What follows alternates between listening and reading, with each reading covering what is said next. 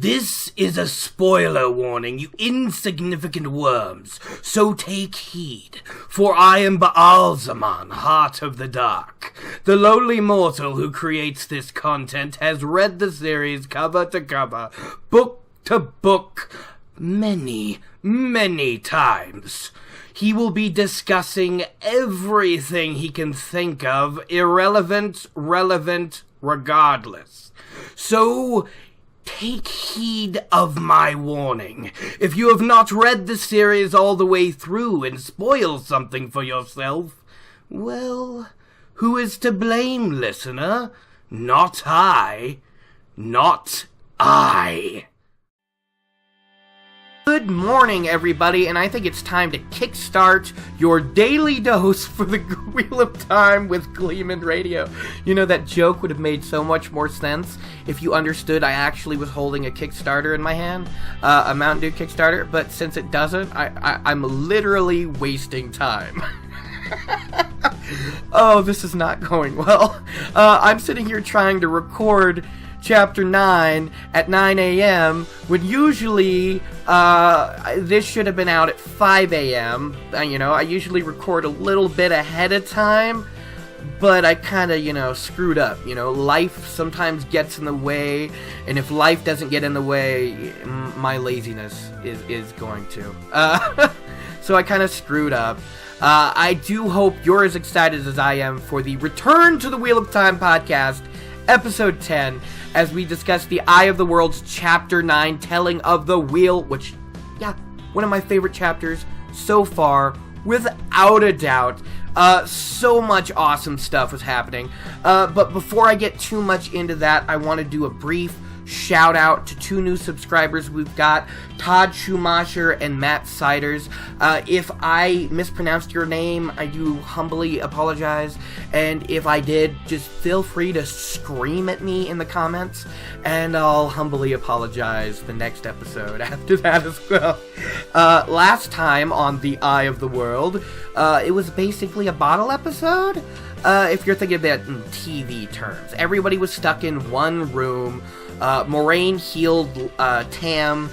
Rand said he would do absolutely anything in repayment as long as it doesn't hurt my village or my family or my friends. I'll do anything you want. Which makes me think if it had been like any other Aes Sedai but Moraine, Rand might have been bonded right then and there. I don't know. It just would have been an interesting turn, wouldn't it? So then Lan has some awesome lines. You learn that the Dark Rider was a Murdral, and Rand's like, nah, Murdral are 20 feet tall and breathe fire! And then he kind of like quells down under Lan's like grin. It's like, sometimes stories are just stories, boy. Poor Rand. I mean, he has so much knowledge that surprises me, and yet at the same time shows so much ignorance. It's funny. It's a weirdly confusing combination. I don't know. And after all that, Moraine kind of screws up either because she's exhausted or because Rand's Taviran, and she kind of blurts out that they'll all be leaving at the same time, and Rand, for some reason, thinks she's referring to the whole village. I don't know why. It's weird, but whatever. Good for you, Rand. Moraine explains, no, it's just you, Matt, and Perrin that gotta leave, because the Dark One wants you, and you just better believe it. So, we're leaving tonight. Hopefully your dad wakes up to see you off, but if it doesn't, well, whatever, we'll make do. I think I'm going on too long with what happened last time, too. Today seems like a rambling day, or a procrastination day. I haven't quite decided. I'm recording now, but I also have errands to do here in a couple hours, so hopefully I'm able to get through this. Sometimes it takes me ridiculously long to get through one of these, but, regardless, whether I'm frustrated at my lack of getting things done or rushing to get things done, I'll admit, even with all that, I'm having a lot of fun making this podcast. So I hope you enjoy it, because I surely do. And I think it's time to get to the chapter, because otherwise I'll just ramble on for the whole video. So let's just get into the chapter. Chapter 9, Tellings of the Wheel, one of my absolute favorite thus far. She snapped her arms down straight out before her, the staff parallel to the ground, but the pale fire still jetted out, brighter than the torches. Men shied away, held up hands to shield their eyes from the pain of that brilliance. Is this what Aemon's blood has come to? The Aes Sedai's voice was not loud, but it overwhelmed every other sound. Little people squabbling for the right to hide like rabbits? You have forgotten who you were, forgotten what you were. But I had hoped some small part was left, some memory in blood and bone, some shred to steel you for the long night coming. Alright, folks, it's been decided. It's a rambling day. I know that for sure, because this is like take 7 of this portion of discussing the chapter, right? Like, this is the very beginning of discussing the chapter, but I've had to cut it I don't know how many times. It's a rambling day. I know it for sure. I know it for sure. Oh my god. This is ridiculous. I can swear I can make it through this dream sequence. I swear it. I know it. I know I can do it. Oh, thank you, phone. Thank you, phone. I'm not shutting down this time. I'm just gonna turn off my phone and like throw it to the other end of the room. Oh, that's the restart button. Now I'm just taking up more time. This is ridiculous. Okay, so this chapter can be broken into 3 different portions really easily. First, we've got the first of many, many, many dream sequences. I think this is one of the weirdest of them all, to be completely honest. And then we get into this really, really touching moment between Rand and his father that I like a whole hell of a lot. And finally, we end on this beautifully told rendition of the tragedy of Manetheren, and it's told so beautifully by Moraine that I can't even, guys. Like, my notes end right when Moraine starts discussing, like, you forgot who you were. Like, my last note is Bran being like, what are you talking about? What do we mean we forgot who we were? Because even though I've read The Eye of the World more than I have any other of the Wheel of Time books, even though I've read this side story, the telling of Manetheren, again and again and again and again, I was so enthralled I stopped taking notes. So I'm probably going to have to re-listen to it again. I'm probably going to have to stop talking once I get to the Manetheren scene, listen or read through it again before I talk about it, because it's so good. But I need to stop rambling again and get into the actual chapter discussion. We're just at about 8 minutes in, and I'm just beginning to talk. I am so sorry, guys. So, the chapter begins with Rand in one of the first of, like I said, many, many, many dream sequences. And we know this is most likely induced by Ba'alzamon himself, as Shamael is known to be one of the few male dreamwalkers. So, pulling Rand or Perrin or Mat into the world of dreams, no problem for him at all. Alright, so before we discuss the dream sequence itself, there is one thing I've always wanted to know, and that's, how did Ba'alzamon know Rand was sleeping? I mean, do you think he was peeking in and out of the world of dreams, like, nonstop? Like, is he asleep yet?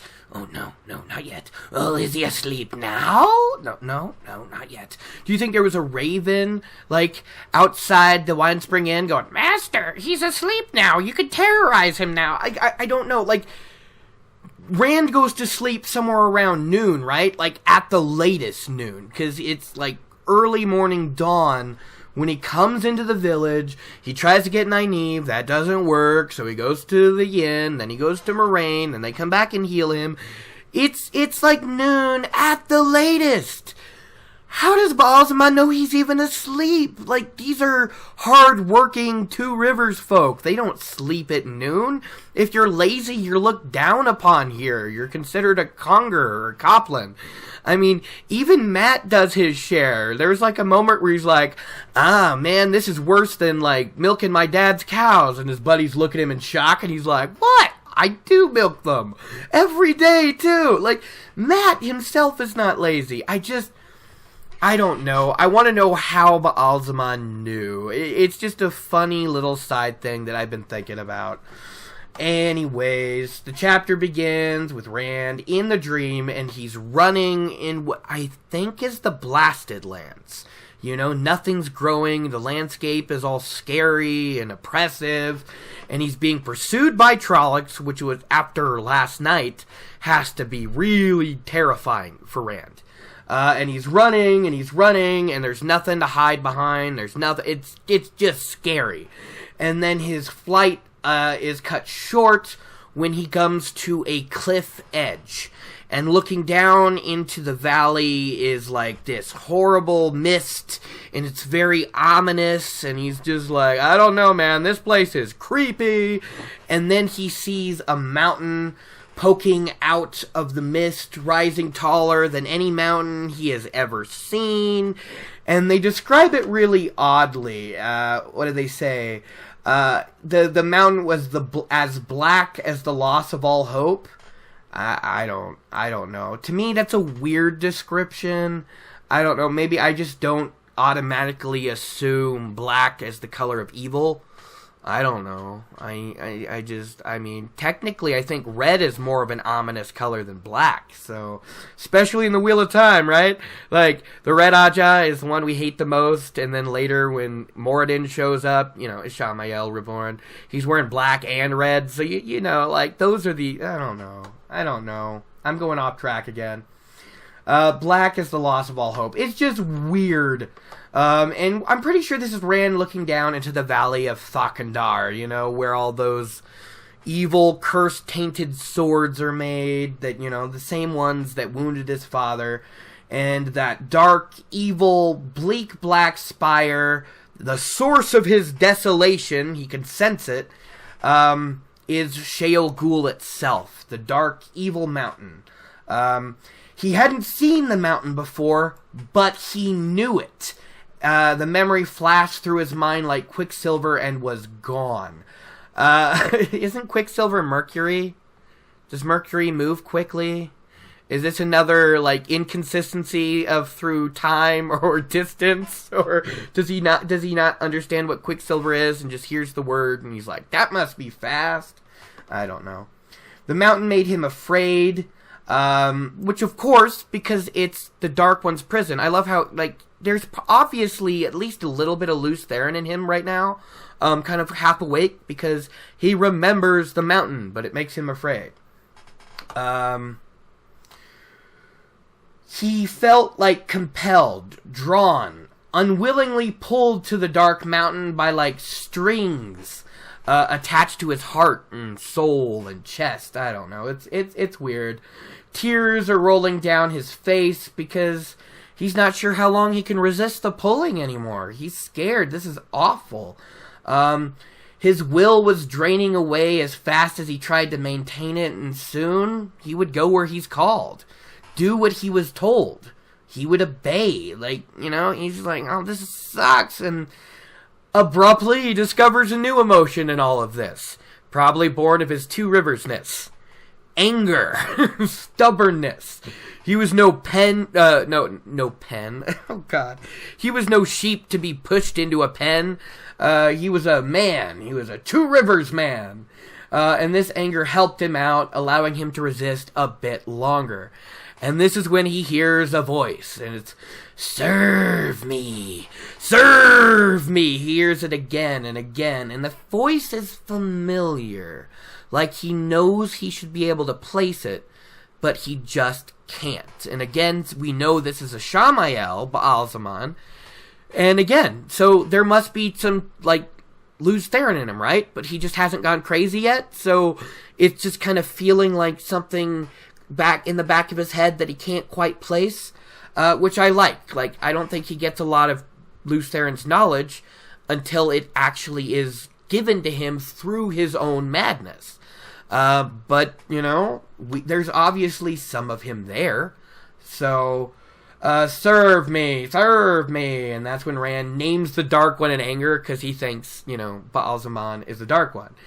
And naming the Dark One is always a bad move, Rand. You notice that I'm not even going to do it in this podcast, because I'm not stupid like that, and I don't take foolish risks, you know? So he calls out the name, the name you should never speak, and suddenly the smell of death is heavy in the air. And it's just Rand making dumb mistakes. This isn't even the first time he names him in this. This isn't even the only time he names him in this book, I don't think.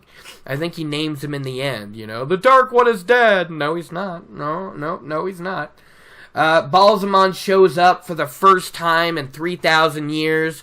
The two are facing each other. Because we know this is a Shamael. That's not been revealed yet. But we also know what causes the caverns of fire in his eyes and mouth. It's the saw. Remember later on you see Moraine having those black dots float across his eyes because he's using the true power too much? Well, eventually those black dots turn into caverns of fire. So we know what that's from too. So Ba'alzamon is like floating in the sky in front of Shayol Ghul in a cloak the color of dried blood. A figure with a face. I love that description. A figure with a face. A face he didn't want to see. A terrible face he didn't want to even think about because it's not revealing the eyes of fire yet. But it's so terrible that it feels like it burns his mind to ash. So, I don't know. Maybe Ba'alzamon's already using the power, or maybe he's using World ReRead to his use here, kind of making him more ominous and terrifying, maybe harder to resist. But regardless, Rand does resist. Ba'alzamon reaches for him, and Rand flings himself away, not even caring if he tumbles across over the cliff. He's like, no, I'm getting away. No, I'm getting away from you, Flame Eyes. This is, no. So he falls over the cliff. He tries to scream, but he can't scream because he doesn't have enough breath in his lungs to scream. He doesn't even have enough breath in his lungs to breathe. He is terrified, and he thinks he's going to die. Oh my god, this is it, and then bang. Rand finds himself somewhere quite suddenly very different. And the fear is gone. That's great, He can breathe again. I guess that was just part of the dream, part of the fear. Maybe it was pure fear causing him to, hyperventilate. Maybe it was Ba'alzamon trying to make it harder for him to resist, harder to flee. I don't know. He found himself in front of Dragonmount. Oddly enough, Shayol Ghul inspires fear in him, a mountain he recognizes and is afraid of. But he sees Dragonmount and he's just like, wow, just a mountain. Tall mountain, weird mountain, middle of nowhere. Where's the other mountains? I don't know. This is crazy. It's just like, just a mountain. I love how it doesn't, it's weird. Shouldn't this bring some weird feelings to his head? Like, oh, this is the place I died last time. I don't know. At least he should have had, a feeling of deja vu when he saw it. I don't know. It just kind of goes to show Lews Therin didn't fear his death, because that's what he wanted. So it's probably more of a relief and less of a fear. Shayol Ghul is where the counterstroke happened. It's where he went mad. It's where, he goes home and kills everybody he ever loved. Dragonmount is the opposite of that. It's him trying to atone and knowing he never could. So, no fear. I don't know why I'm still rambling about Dragonmount. This is weird, guys. I'm so sorry. A river runs along the mountain, leading Rand's eyes to behold a city on an island in the center of the wide expanse of water. A city that belonged in a Gleeman's tale. We know it's Tar Valon, a city of high white walls, soaring towers, wondrous sky walkways, and beautifully carved bridges. Yeah, it's Taviran. Taviran. It's Tar Valon. If he got there, he would be safe. He knows that. Okay. Maybe that's because Moraine told him that. I don't know why he would ever be safe in Tar Valon, being who he is. Other than when he comes back to talk to Egwene after she reclaims the tower. Suddenly he feels pursued again, and he runs for the city as fast as he can. But no matter how far he runs towards the city just keeps getting further away. Which I find interesting, probably because he's being told he should go to Tar Valon, but that's not where he needs to go. Maybe that's what it's all about. or that, like, he's trying to get to Tar Valon as this story goes on, and things keep interrupting and making it harder and harder to get there. There's so much to look at in these dream sequences. They're so subjective when you really think about it. He felt a hand on his collar, and when we're thinking this is Baalzamon still chasing him down, which is hilarious to me. I'm just imagining him running full tilt, right? And just Baalzamon kind of floating behind him, reaching out for his collar. And Rand's like, no, I know if the Cloakman touched me directly, not just my collar, not just like my sleeve. If he touches my skin, I will go insane. And then he's like, this can't happen. He cannot touch me. It cannot. Then he trips. It's almost comical. No matter what happens, I cannot falter. Oh, God, no. And it's just like, you know, and he's screaming himself, no. Luckily for Rand, he isn't captured by Baalzamon. When he falls over, right before he's about to get captured, he magically somehow transports to one of the, like, bridges leading into Tar Valon. He falls on paving stones.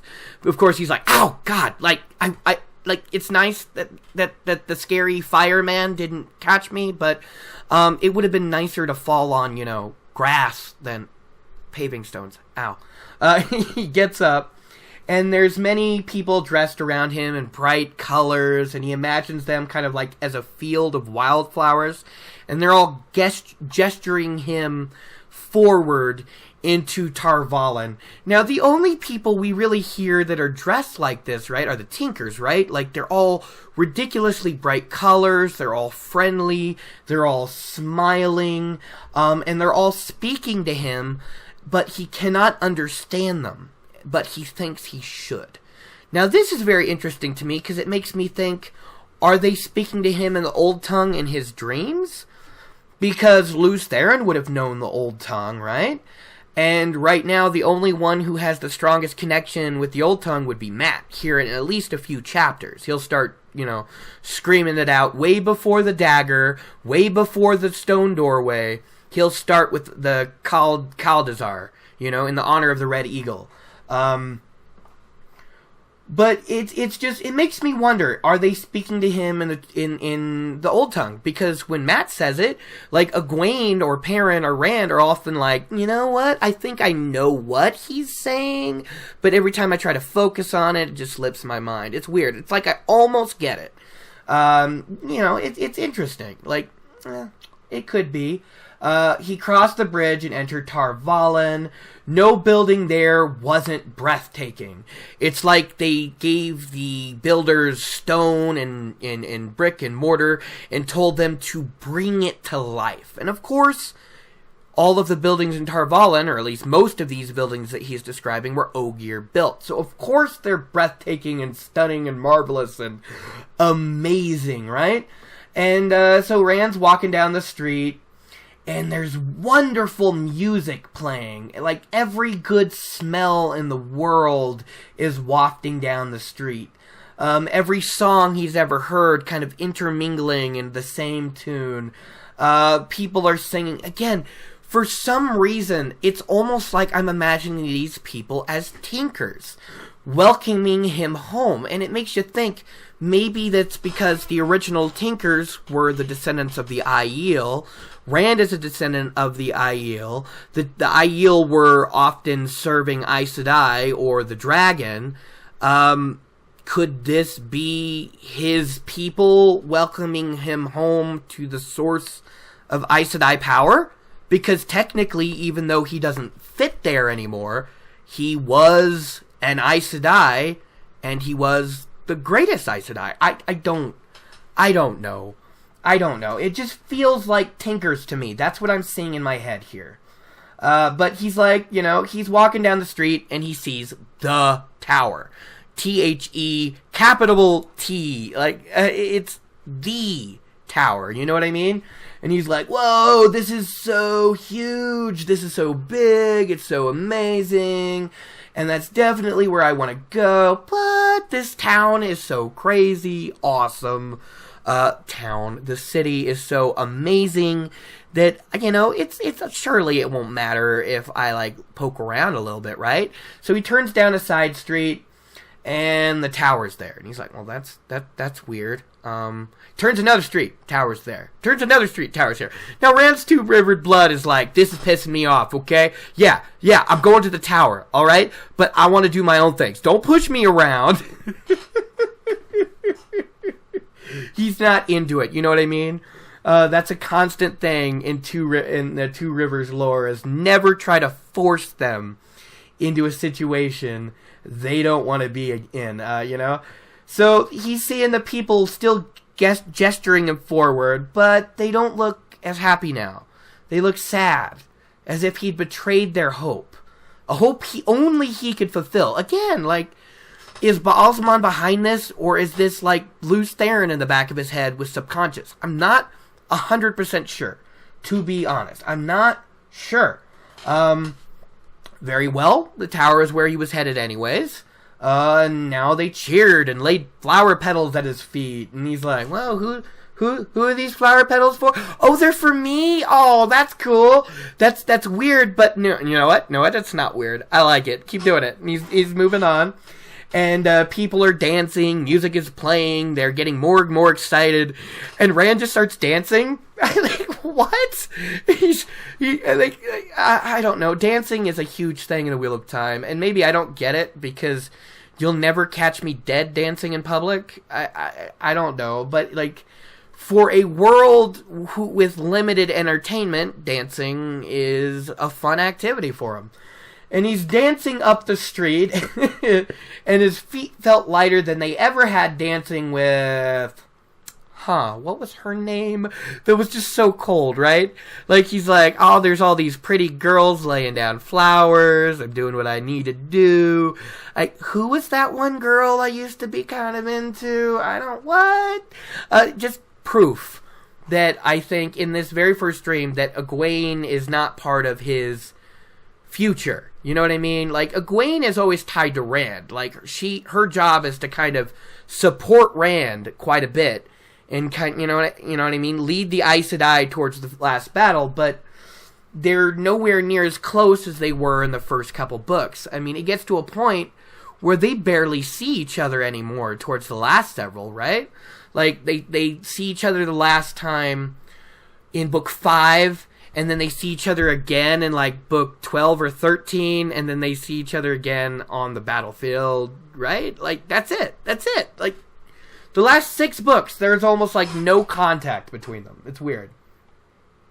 So he's moving forward, and it is your destiny, was said to him by a voice in his ear. Now, was this Lews Theron's voice or Baalzamon's voice? I don't know. He's mounting the stairs. This is where he belonged. Your destiny. He goes inside. We have been waiting for you, the Myrddraal hissed. And Rand screams and wakes up. Well, that's a way to wake up, isn't it? Again, that's probably what would happen if Rand goes to the the White Tower. Seriously, Rand never should have gone to the tower until he had his full power, like he does later when he goes to confront Egwene about his decision to break the seals. Hey girl, I'm giving you a little bit of time to gather, I'm giving you a little time to prepare, I know you're gonna be mad about this, so I'm giving you time to feel like you've covered all your bases, and we'll talk again in the fields of Merrilor. That was the only time he should have showed up, which is, the only time he does show up. But, the point is the whole point of this book is, we need to go to the White Tower until the Eye of the World thing comes up. But it would have been such a bad option. First of all, how many Aes Sedai would have wanted to gentle him? First of all, even knowing who he was. And if they didn't want to gentle him, how many would have, chained him up in the tower, just to wheel him out in the last battle going, there you go, get her done. I don't know what to do. Or even worse, we know that, how many of people in the White Tower are Dark Friends? A third? A third of the tower, maybe? Let me know if I'm wrong, but I think a solid third of the Aes Sedai are Black Ajah. Do you really think they would have let him like, get away with stuff? I mean, maybe in the beginning, Ba'alzamon wanted him on their side without being forcibly turned. But yeah, like, he would have totally gotten either attacked or forcibly changed by the Black Aja if he had gone to the tower itself. It would have been a very, very, very bad move. Oh, this is ridiculous. We're at 30 minutes, and I've discussed 1/3 of the chapter. I hope you guys are ready for the long haul, guys. Oh my god. So yeah, Rand's awake now, and he looks out the window and he sees it's twilight, you know, it's just starting to get dark, the stars are finally starting to poke out through the sky, and he's just like, wow, I can't believe I slept so damn long. That's kind of ridiculous. And I'm just sitting here going, Rand, you just had one of the worst nights of your life. Go a little easier on yourself. He's already too hard on himself. It's okay to rest, buddy. Oh, man. So, also, I can't decide if he's acting rationally at this point about the dream, or if he's in denial. Because he was just told by Moraine that the Dark One is after either him, Matt, or Perrin. And then he has a dream of what he thinks is the Dark One trying to get his hands on him. And he's just like, wow, man, that horrible night, those Trollocs, that lack of sleep and food and rest and all that crap with Moraine and that pain in my side from the sword stabbing into me while I slept awkwardly. Well, those are all reasons for nightmares. I mean, obviously, there's nothing more to it. I'm just like, I don't know if he's being rational or he's in denial. Maybe by dream 2 or 3... and he's still kind of going, it's just a dream, just a bad dream I don't want to think about. Maybe that makes more sense about him being in denial than just saying it is on the first one, but I don't know. It's just, the way he just dismisses it as a dream so easily is a little rough. And at this point, thinking of food makes him remember that Mistress Alvear obviously set food out for him. And he goes over and there's a tray with beef broth and crusty bread and meat and cheese. And Merrin's hand was plain because it was all warm and hot. So obviously the tray had been replaced multiple times. And I love it. Moraine is the best, right? Egwene's mom is one of the best characters in the Two Rivers. No doubt. She's just so cool and nice and sweet. I like her so much. So Rand peeks over at his father.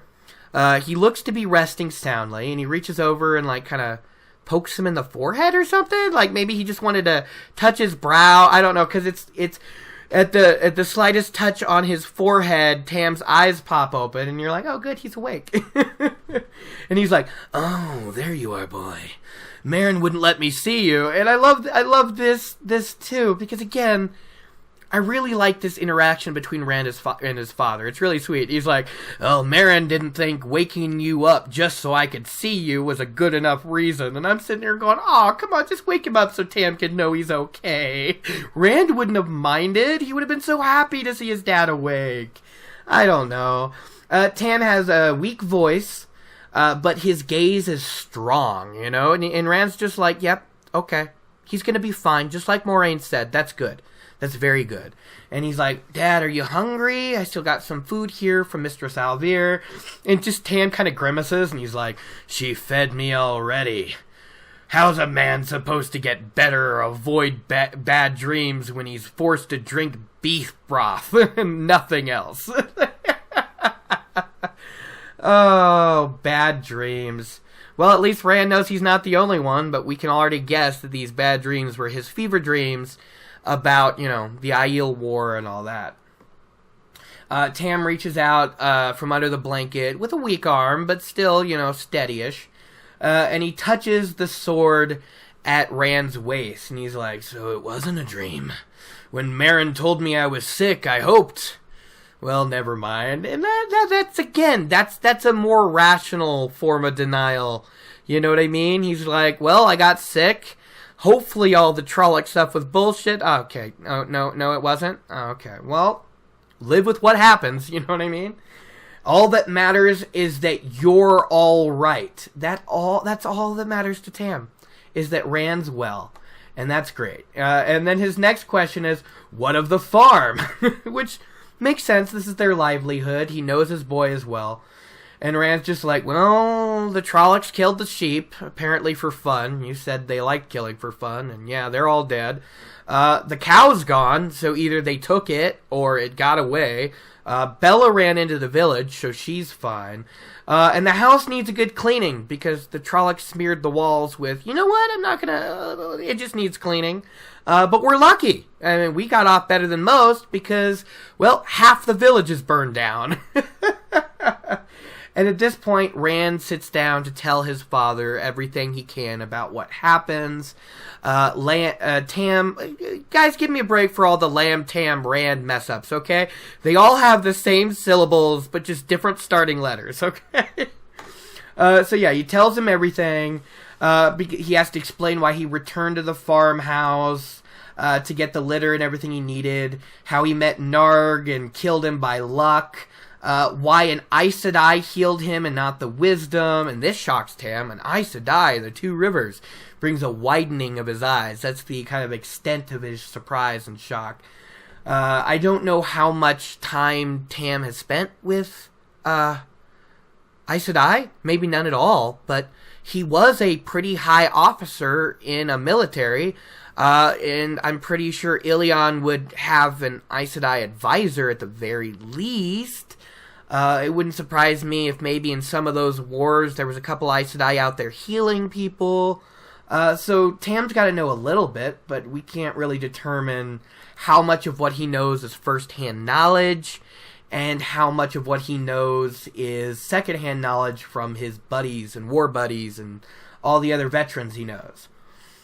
So, yeah, he tells his dad more or less everything, but, you know, not everything.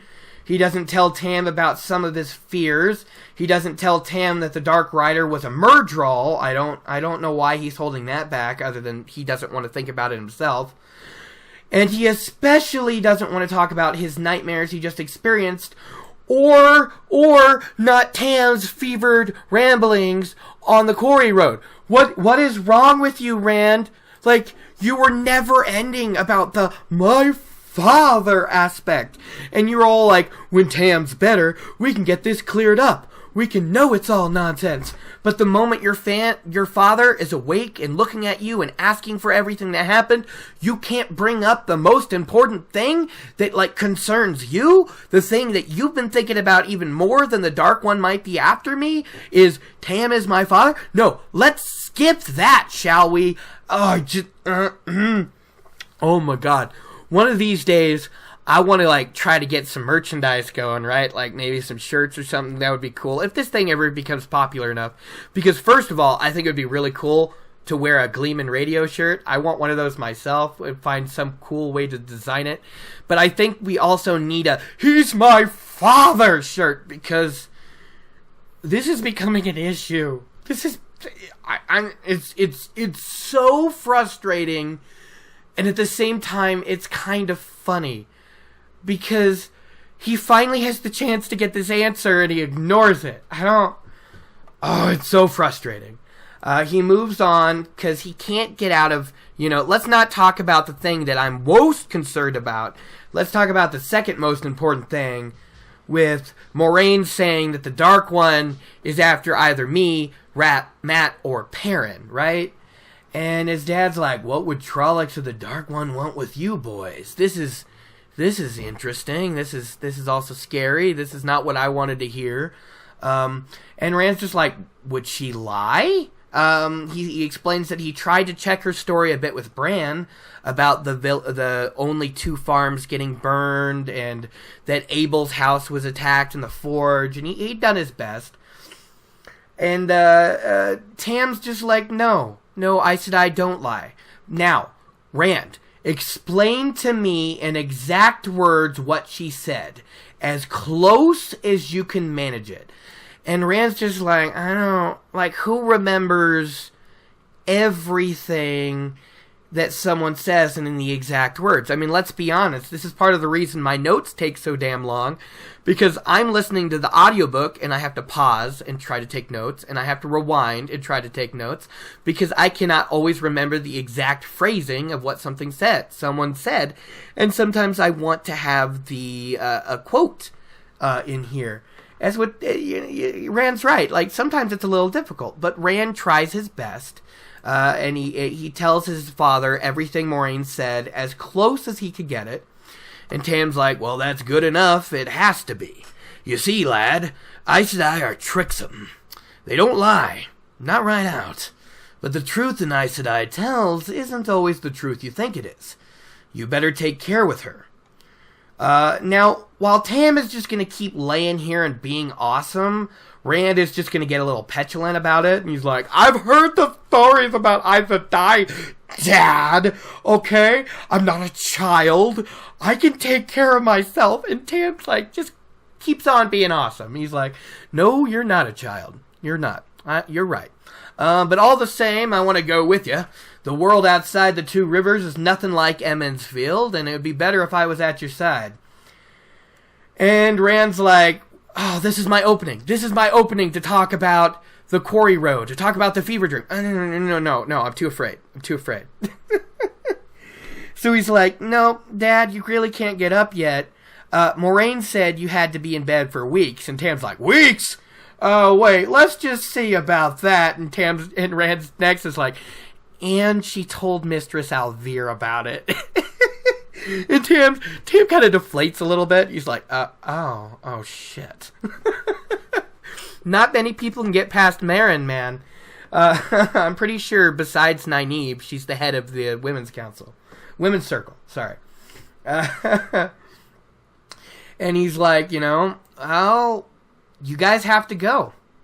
It sucks. I can't go with you. But you have to go. And Rand's just like that? I thought you would try to talk me out of it. I thought you would have a million reasons of why I shouldn't go. And Tam's just like, well, not a million. I had a few in mind. But if Trollocs are after you, Tar Valon is probably the safest place for you. And you gotta think, he has to know at least some of it, right? I imagine someone as worldly as Tam has at least heard part of the Creathon cycle, right? Part of the prophecies of the dragon. And he knows he picked up his boy on the slopes of Dragonmount. Maybe he's just like, well, maybe you have to go to Tar Valon because, reasons. But maybe in the back of his head, he's like, maybe you're the chosen one. I really hope that's not true. I don't know. And he just does that whole, he repeats what he said a little earlier. Be careful, boy. Aes Sedai do things for their own reasons and not always the reasons you might think. And Rand's like, yeah, the Gleeman said something along those lines. And Tam's like, good. Gleeman knows what he's talking about then. Which means, Tam, if he doesn't at least have had first-person dealings with the Aes Sedai, he has been friends with people who has and knows the gist. That's even more proof. And he's like, remember, lad, take care. If you tell Lan something, use as good as told Moraine something, because he's a warder bonded to her for sure. And this is where we get a little bit of what Rand understands of warders from the stories, which is a bonding, something to do with the power, a gift from the Aes Sedai, or perhaps an exchange. He describes that warders healed faster than normal men, had more stamina, they could go longer without food, water, or sleep, and they could sense Trollocs and other shadow spawn if they were nearby, which made sense as to why Tam and why Lan and Moraine were trying to warn all the villagers about the oncoming Trollocs as they appeared. But Rand was like, he doesn't sure what the Aes Sedai get out of this little arrangement. He said the stories were always vague on that, but Rand was sure they had to get something out of it. Which, it proves that while warders are mythical, legends of, almost superhuman, it's not really understood on the Aes Sedai aspect. We know that really what they get out of it is a personal bodyguard, a companion, a fellow soldier in their whatever war they're focusing on. Lan is the perfect example of, like, the perfect / best warder, because his job is looking after Moraine as they fight their 2-person war against the Shadow, all she gets out of it is someone that has her back unconditionally. But not all Aes Sedai see it that way. Some Aes Sedai see them as just sword hands to, do what they're told. Brown Ajahs often see them as extra gardeners or people to carry books or stuff like that. I don't know. It's always interesting to see what these Two Rivers folk know about some of this stuff. They're, again, surprisingly knowledgeable on some aspects and then laughably ignorant in others. It's always interesting. And he's like, I'll be careful, Dad. I just wish I knew why this was all happening. I wish I knew why the Trollocs were here. Why they're after me. And Tam's just like, blood and ashes, boy. I wish I knew too. But what are we going to do? When do you leave? I'll be up in a day or two. We can fix the farm. I guess I went a little ahead earlier. Rand says weeks, told Mistress Alvear. Oh, wow. I really did jump ahead in some of this. It just goes to show I was talking to my computer and my microphone and not staring at my notes. I was remembering things pretty good. So he's like, we're leaving tomorrow. We're leaving tonight. It sucks, but we're going. And Tam, another good line. Well, if it must be done, best not to delay. Maybe I'll follow in a few days. We'll see if Meryn can keep me in bed when I want to get up. Which, again, I love Tam. I love Tam so much. He's so cool. And just as they're, just still talking, they're interrupted by Lan kind of pushing his head into the door.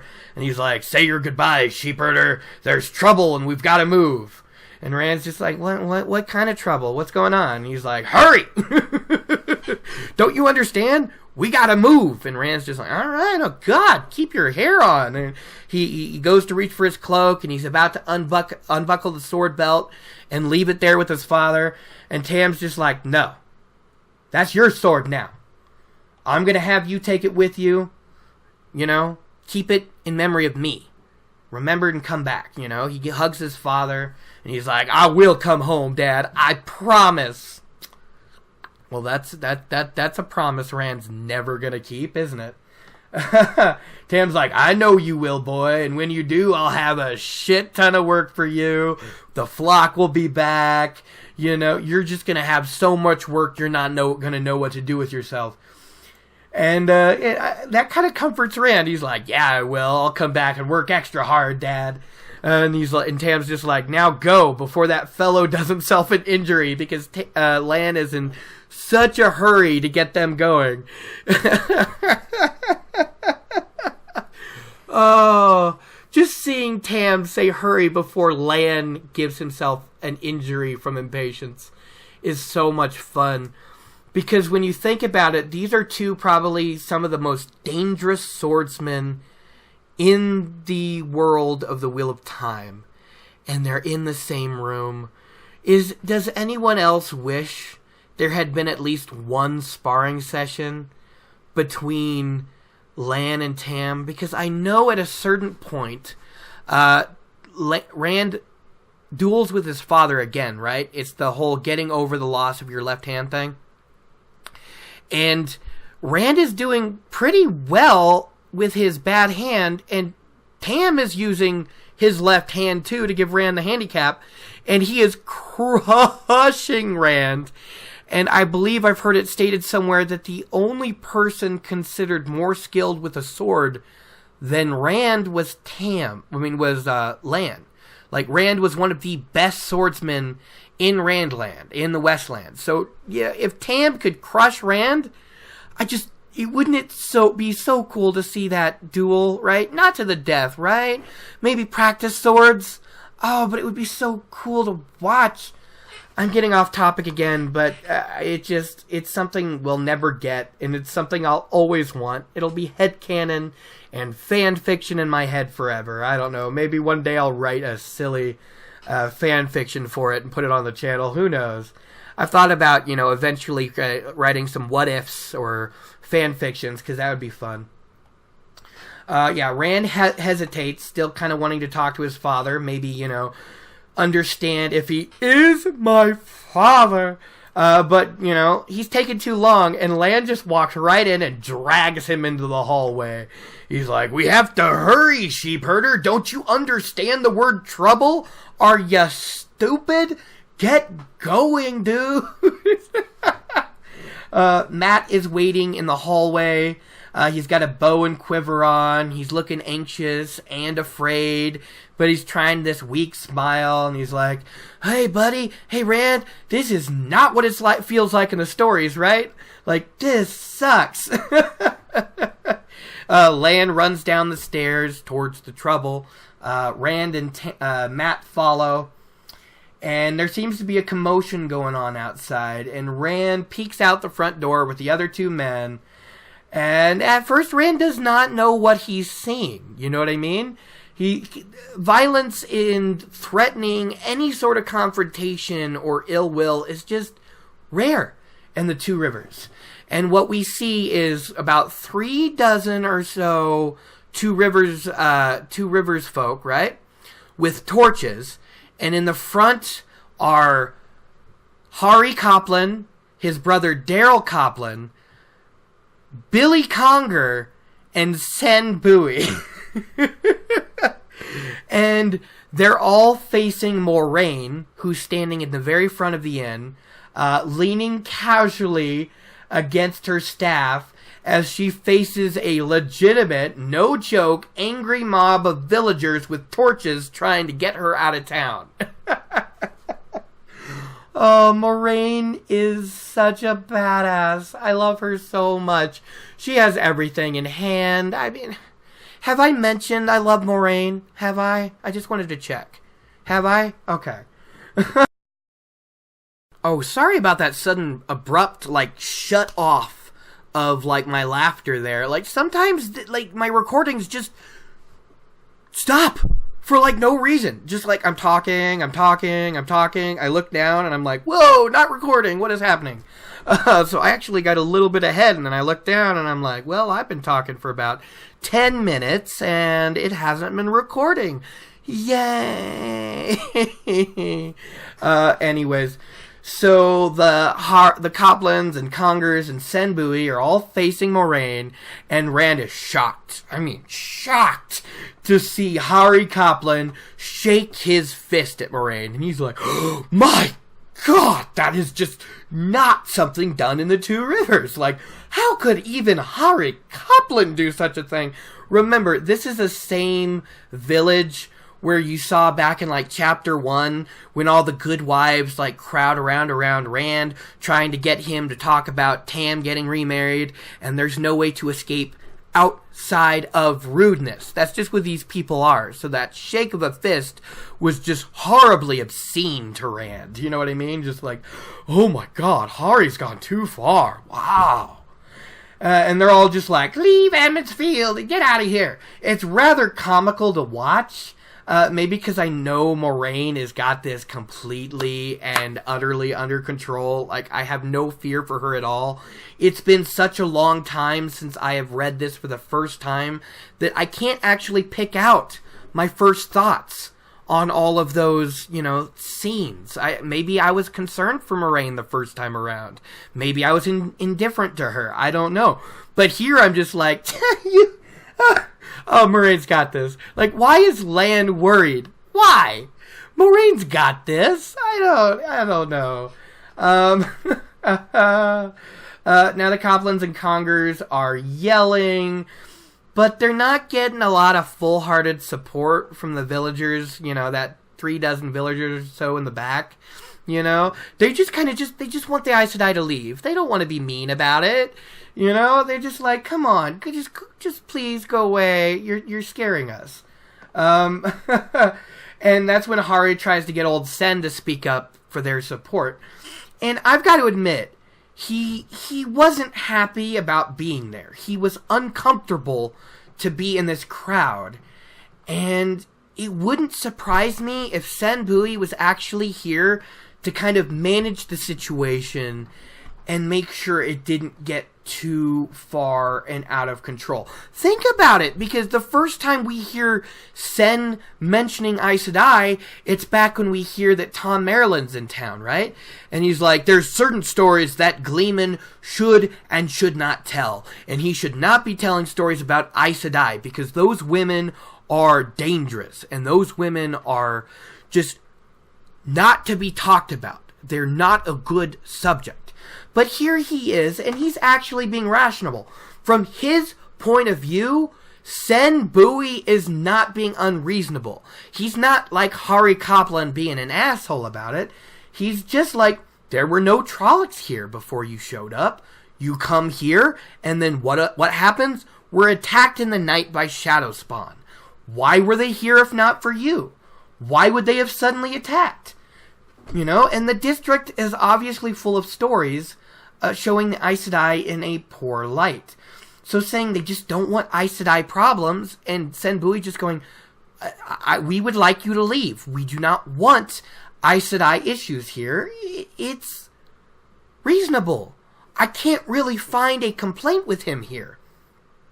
It's Hari Kaplan who goes completely out of control, right? He's still getting no crowd support. I don't know, maybe he's drunk, or maybe he's had a little bit of too much Two Rivers Longleaf, if you get what I mean. But, you know, I think that would actually make him more chill. So, I don't know. He grabs a torch from, I don't remember if it was another Copland next to him or one of the villagers behind, and he shakes it in Moraine's face.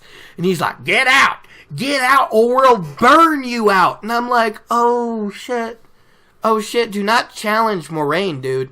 You are no match for her. How rude. This is, screw you, Hari Kaplan. I don't, like, I was trying to be objective about the Coplans and Congers here, right? Because, Whit Conger and his wife, Daze Conger, they're not too horribly bad, right? You notice Whit's not here, you know? Daze Conger becomes the wisdom and does a hell of a lot of good looking after the people when they get injured later. It's just, you don't want to hate them all, but these people are ridiculous. And none of the other villagers behind this, holy crap, guys. Like, dead silence follows the whole burn you out comment, followed by shuffling of feet, no one being really able to meet each other's eyes. And it's just bad. And Rand himself says these people are not used to violence, not even used to threatening people. Defend themselves in a situation? Absolutely. No problem at all. But just threatening people, instigating trouble and violence, it's rare here. And this is where Bran Alvear and Master Luhan show up, just acting completely awesome. I mean, Bran just comes in suave as all hell, you know? He meanders in slowly. He's casually holding the giant wooden hammer he uses to pound wooden casts, right? It's his wooden maul. And he's like, did I hear someone threatening to burn down my inn? And the Coplans and Congers are like, oh no, Bran, Mr. Mayor, that's not what we said at all. You must have been mishearing. Absolutely not. And he's like, oh, good. Then perhaps I heard you threatening someone in my inn. One of my guests, perhaps? And it's just, oh, shit. They're just, no, ma'am. No, Mr. Mayor. We were just... And Hari's just like, she's an Aes Sedai, Bran. You know, real angry like. You know, we don't want any of her kind. And he is cut off. And it's by Harold Luhan in just one of the greatest flexes ever, right? It's described as the blacksmith simply stretched. You know, he raises his massive, thick, muscular arms, and stretches, and he clenches his fists until all of his knuckles crack, and then he just very casually crosses his arms in front of his chest with a very dangerous look at Hari Copland, yeah. And he's just like, "Oh, sorry about that, Hari. Didn't mean to interrupt you. You were saying?" Oh, that was so badass. And not only that, like, honest to God, tell me you can't see Perrin doing this same exact thing later in the series. Tell me you cannot see this, right? Perrin obviously took a lot after his master, but we've got to say that because we know literally nothing about his family. We know some of their names in book 4, but that's about it. Seriously, that's it. We know nothing else.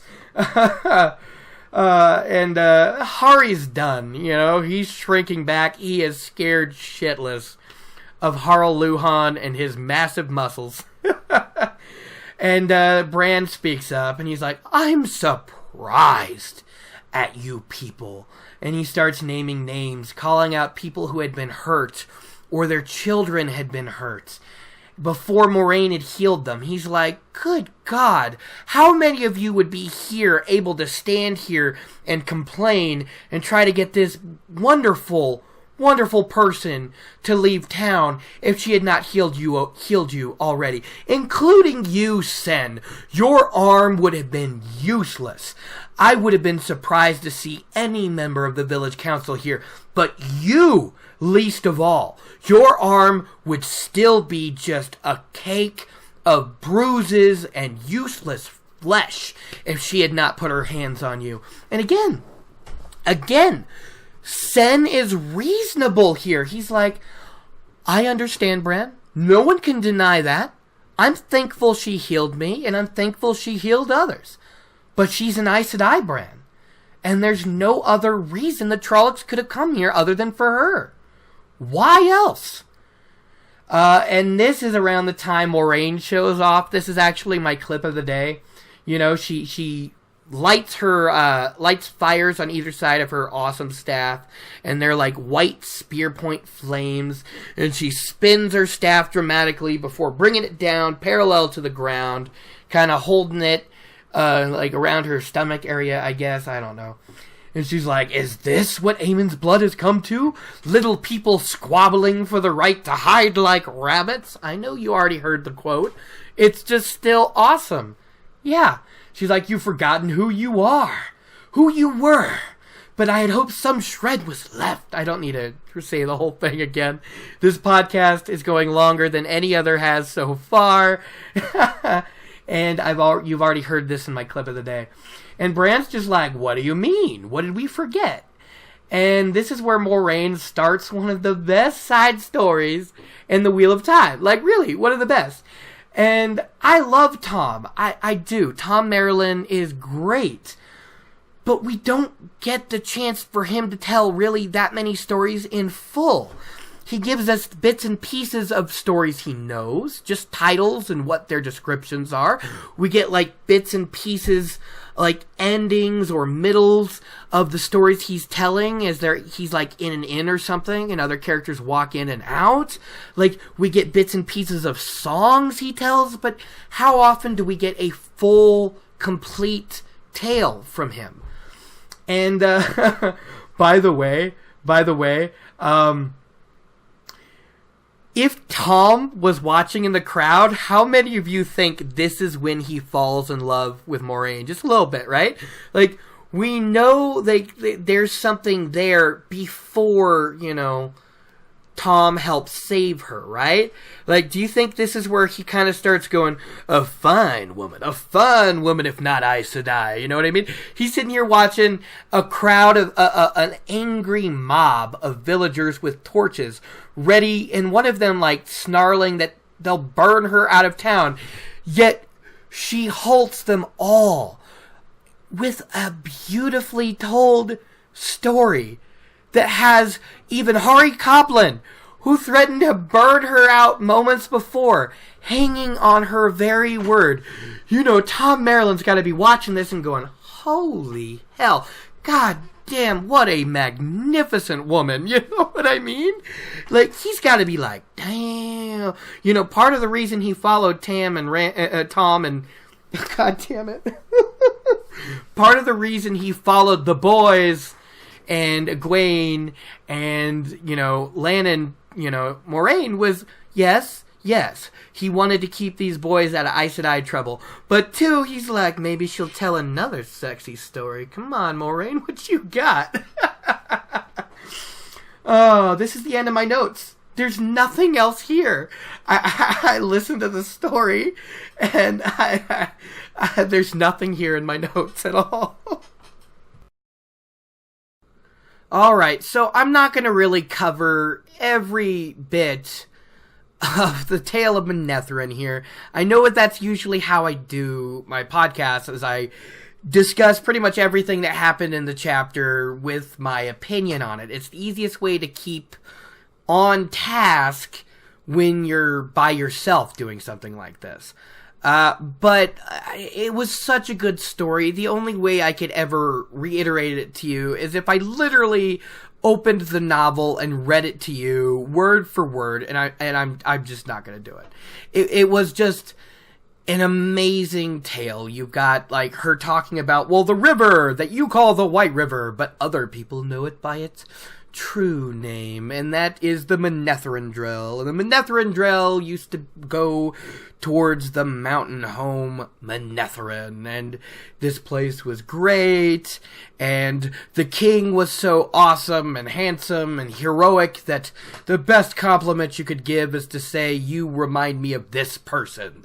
And the queen was so beautiful and wonderful that the flowers bloomed to make her smile. You know, it's very corny, but I eat it up. You know what I mean?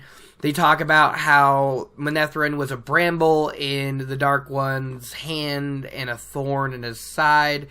To be honest, I've fallen into blackberry bushes. Still not the worst thing that's ever happened to me. So a bramble and a thorn, they're not the greatest descriptions in my opinion. But, you know, the sword that cannot be broken, that is cool. That is cool. So we learn that they were great heroes, great warriors, great champions for the light.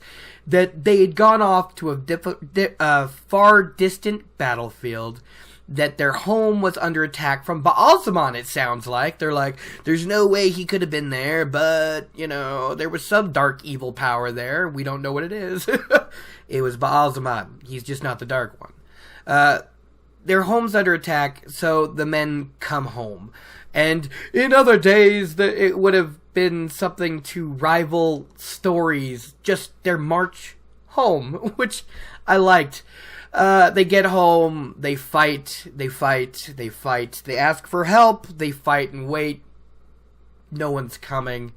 The people try to flee, and, well, not all of them do. Good many farmers and everybody go and back up the soldiers because this is their land. You know, it's just a beautiful story. I think that's about it. But what really made an impression on me, especially in this reread, is as I'm hearing this tale from Moraine, I kind of had a double vision. So I'm imagining everything she's talking about. I'm imagining the men of Manetheren and all they're doing and all they're fighting.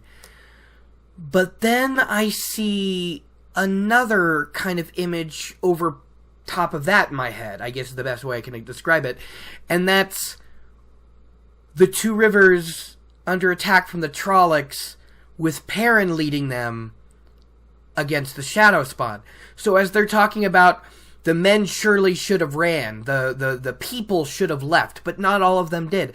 They turned right around, the men and the women standing side by side, fighting until the end. And I'm seeing, you know, Mistress Alvir and Daze Conger and Bodwin Cawthon and her sister and her mother and the Luhans. You know, I'm seeing everybody fighting for Emond's Field in book 4. And it just was crazy because you're listening to this story and going, it's not gone, Moraine. It's still there.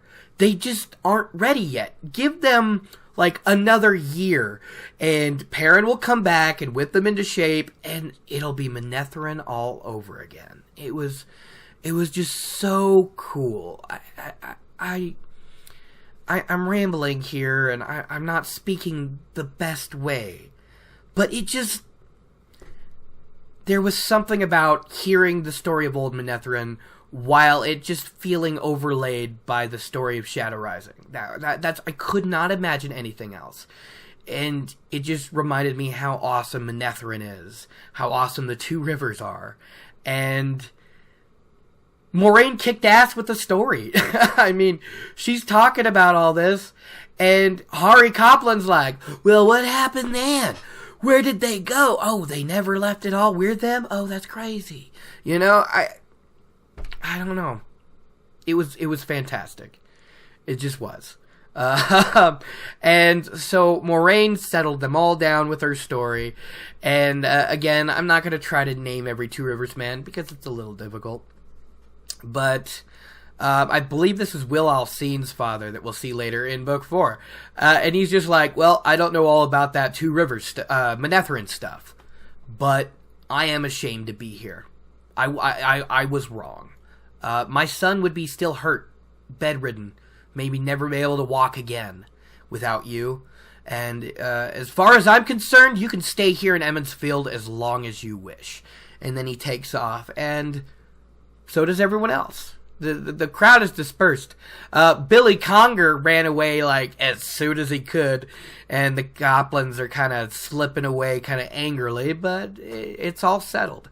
And we're back to Rand and them, because you kind of completely forgot about them. It's Moraine out there. You forget that Rand and Matt and Lan are watching Moraine tell the story. You completely forget it's not Moraine by herself. I don't know. It's amazing. I really did enjoy it. So it's time to go. Rand is running off after Lan and Matt. Now that this trouble is gone, it's time to go. And Rand is feeling really nervous about that and really sad. It's time to go on one of those adventures he's always dreamed about, but is now pretty sure he doesn't really want. And he makes one more promise to himself, that it doesn't matter how long this journey is going to take or what he goes through, he will return one day. And to be honest, coming into this chapter, I didn't think that was ever going to happen.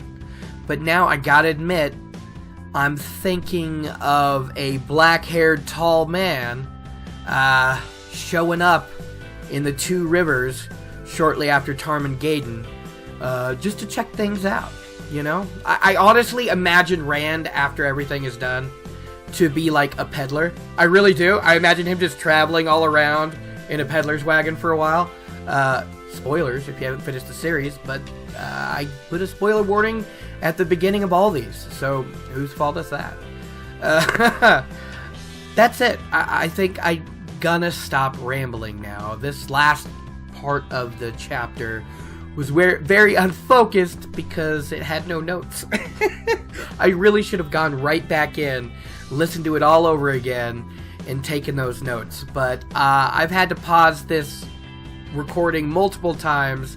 I've had to do many retakes, and I had to take some family member to a doctor's appointment, go grocery shopping, come home, it's even hotter, and I'm trying not to turn my fans on while I record, so I'm done. I'll see you guys again for our third week of the Return to the Wheel of Time podcast. That's starting to feel too long. I like that kind of being under the section, but when I put this on podcast hosting sites, I think I'm just going to call it Gleeman Radio. Yeah. If there's any suggestions you have for me, or anything else you want to say at all, leave comments, go to the community section, or email me at gleemanradio@gmail.com. I hope you have a wonderful day, wherever you are, morning, afternoon, or evening. I hope this does get out on time. That's kind of why this was so unfocused here at the end. I was kind of in a time crunch. Our internet is so bad that it's about 1:30 p.m. right now, which I started recording this around 9 a.m. And our internet's so bad, I can't guarantee this won't upload by Saturday morning instead of Friday night. How bad is that? This is the longest one I ever had. It's probably going to be about a gig file size. I mean, there's a chance. Sometimes I spend I'll try to upload one of the videos at like 7 p.m. And the computer will fall asleep or something. I wonder if that interrupts it, but I'll wake up in the morning and it's like 9 a.m. and I'm like, whoa, it's still at 30%? What's happening? So, yeah. Again, take care, everybody. I do hope you are enjoying this podcast series. And I'll see you again next time. Bye.